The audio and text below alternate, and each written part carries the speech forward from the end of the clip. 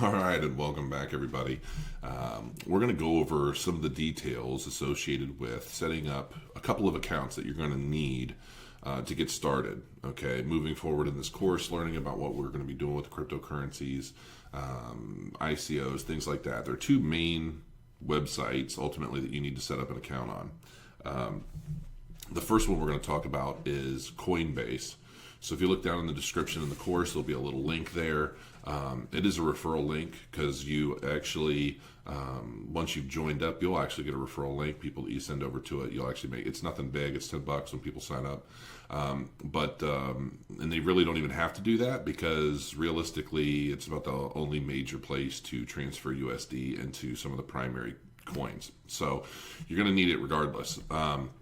So anyway, hit that link and it's going to take you to Coinbase. And I'm not going to walk through every little detail of setting up the account because it's pretty self-explanatory. As soon as you get there, you'll just pump in your email address. They'll send you an email to confirm.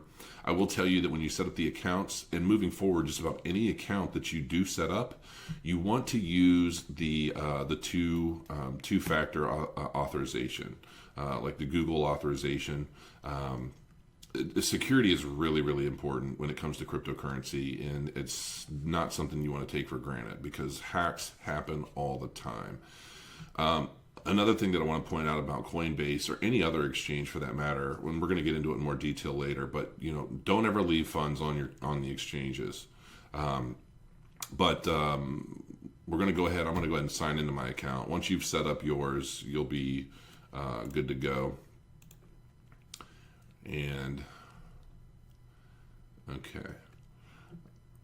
All right. So once you're in your account, I can see the different, the recent activity, my portfolio. As you can see, I never leave anything sitting in here. And it tells you, what the Bitcoin price is. So right now it looks to be about 4,500, which kind of stinks because it was just at 4,700 a little bit ago. Ethereum, my gosh, Ethereum is skyrocketing. It's at $386 a coin. Absolutely amazing. Litecoin's up 62.85. It was $40. It was $40 a few weeks ago. So anyway, once you have your Coinbase account set up, ultimately what you're going to use this for is buying currency that you're going to then send to like a cold wallet or another exchange. Okay. So once you're set up, you can pick which currency you want to buy. For me, it's primarily Ethereum. I mine Ethereum as well, but you're going to want to you'll want to buy some every now and then too for a quick influx of crypto that you want to use for a trade. Now, you can also cash out here as well. So you can cash out your Bitcoin, you deposit to your USD or whatever currency in your neck of the woods. So anyway, what you're going to do here is, when you make a deposit, you're going to set up your payment method, and that can be like a bank account, credit card. It's easy. Using the credit card is much easier. Once you've set up your credit card, it'll ask you to verify it, and it'll do kind of what PayPal used to do, or still does, I'm sure.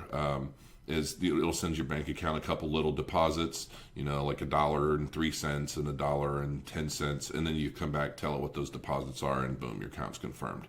And that increases your weekly card limit on how much you can actually purchase using that card. And then once you've done so if I wanted to buy Bitcoin, I would just say, I want to buy $150 worth of Bitcoin. And that's it.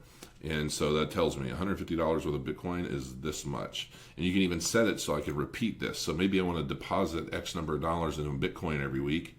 I can do it daily, weekly, every 2 weeks, or monthly. You'll notice there is a bit of a fee. So you're basically paying about $6 in fees. And the other thing is when you transfer these funds out into other exchanges or wallets or what have you, you're going to get hit with a transfer fee there as well. Okay. They always say that the one truth or the one definite is like death and taxes, or however the saying goes. Fees are pretty definite in crypto. Everybody wants their cut of everything everybody does. There's actually I'm actually part of an ICO. It's a new technology, blockchain technology on the ERC-20 blockchain called Zempa. And we're hoping to eliminate a lot of this stuff. It's basically going to be a universal wallet pool. and people will contribute different currencies into the system, and you'll be able to make transactions using currencies you don't even own. If you want to learn more about that, just go to Zempa.io, and the full white paper and everything's up there. But yeah, the fees and the transfer times, to give you an example, using Bitcoin, if I were to transfer this, I buy some Bitcoin, I transfer it out to another exchange, it could take like 2 hours to process. Just because of the nature of how cryptos work, and depending on the speed of the blockchain and the block sizes and things like that, it takes a while for Bitcoin. It's definitely the slowest. Ethereum's quicker, which is one of the reasons why it's growing so quickly. So that's about it for that. Now, the next thing that you're going to want to do is you're going to want to get a cold wallet. All right. And so you're going to go to, there's another link in the description. This isn't a referral link, but just another link in the description.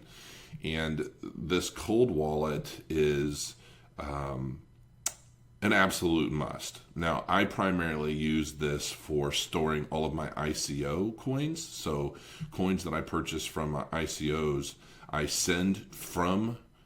purchase from my EtherWallet, and then those coins come back to my EtherWallet after purchase, and that's where I let them sit. All right.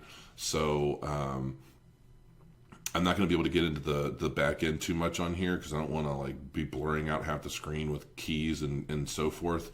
But the process is pretty cut and dry. Once you've set up your MyEther account, your MyEther wallet account, you'll be able to click. If you're going to send currency, you'll click here, and you have all these different ways to access your key. So you can, the mnemonic phrase, your private key, your actual key store file, and you'll be able to just upload that and add your password. It puts the two together, and boom, it lets you access your account. So there are a lot of different security measures. If you have one of the hard ledgers or any of that stuff, you can use this on all of that. You can check the status of different transactions. There's a lot of functionality to this, but ultimately you're going to want MyEtherWallet. Now, this is primarily for Ethereum blockchain-based coins. So, to my knowledge, you can't store Bitcoins on this MyEthereum wallet. You need a Bitcoin wallet. So this is just kind of give you an idea as to what is available. So for Ethereum, everybody uses MyEtherWallet because what happens is the data is stored somewhere, but it's your keys and the means of accessing your account is not stored on the internet. It's not stored in a cloud. It's not stored anywhere. It's stored right on your computer or on a piece of notebook paper that you have. There will actually be a paper wallet you'll be able to print out. So if you want, you can laminate that sucker and zap it with a QR code, and that's what gives you access.